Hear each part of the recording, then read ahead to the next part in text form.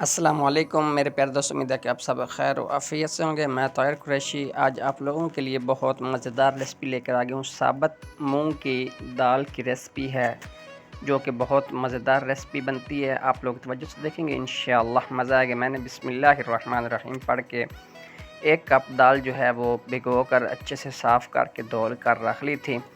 तो एक pressure cooker दोस्तों रख लेते हैं। इसके अंदर देख सकते हैं माशाअल्लाह कितनी प्यारी लग रही है।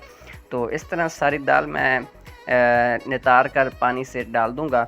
उसके बाद इसके अंदर हस्ब ज़रूरत आप लोग पानी ऐड करेंगे। पानी आप लोगों ने दाल के ऊपर बराबर तक आना चाहिए, इतना पानी होना चाहिए ताकि आप लोगों की दाल जो है वो अच्छे से नीचे बैठनी चाहिए।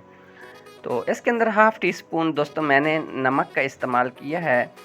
चूल्हा ऑन कर के इसको रख देंगे बॉईल होने तक। ऊपर वेट रख देते हैं, दम वाली आंच के ऊपर इसको 10 मिनट तक छोड़ते हैं। दूसरी तरफ मैंने बिस्मिल्लाहिर्रहमानिर्रहीम पढ़ के मट्टी की हांडी चूल्हे के ऊपर चढ़ा दी है दोस्तों। इसके अंदर चॉप प्याज ऐड कर देते हैं एक दरमियानी साइज़ का। तो आप लोगों से गुजारिश है कि वीडियो को लाइक कमेंट ज़रूर कर दिया करें, शेयर नहीं किया हुआ, सब्सक्राइब नहीं किया हुआ। तो ये सारे काम आप लोगों के करने वाले होते हैं जो आप लोग नहीं करते तकरीबन। तो दोस्तों बहुत ही मज़े की ये रेसिपी बनती है। आप लोग चावल के साथ, रोटी के साथ इसको एंजॉय कर सकते हैं। तो दोस्तों प्याज जो है हमारा ब्राउन हो रहा है, तो इसके अंदर जब लाइट ब्राउन होने के करीब हो तो ज़ीरा डाल देंगे और ये साबुत वाली मिर्चें गोल वाली और 3-4 लंबी वाली मिर्चें रेड वाली जो है डालकर इसको फ्राई करेंगे। बहुत अच्छा फ्लेवर लेके आती है। सिंपल और सादे तरीके से ये रेसिपी आप लोगों तक पहुंच रही है। तो दोस्तों इसके अंदर मैंने 1 टमाटर ग्राइंड करके और नमक मिर्च 1 टीस्पून और हाफ़ टी स्पून हल्दी डालकर इसको अच्छे से मिक्स कर लिया है। मसाला आप लोगों ने अच्छे से बुनाई करना है, इसमें कोई कंप्रोमाइज़ नहीं करना। ज़ीरा धनिया पाउडर ऐड करेंगे, बहुत अच्छा फ्लेवर लेके आता है। ये सब होम मेड चीज़ें हैं मेरी, जिससे मैं ये हांडी बना रहा हूँ। तो आप लोग जो है इसको एंजॉय करेंगे, मज़ेदार बनेगी तब।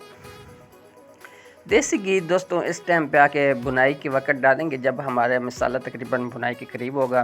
दूसरी तरफ दाल हमारी 10 मिनट गुजर गया तो उसको मैंने बीटर की मदद से थोड़ा सा मिक्स कर लिया। ये बिल्कुल आप लोगों ने आटे की तरह मैश नहीं कर लेनी, थोड़े-थोड़े दाने इसके अंदर नज़र आने चाहिए जिस तरह के आप लोगों को नज़र आ रहे हैं।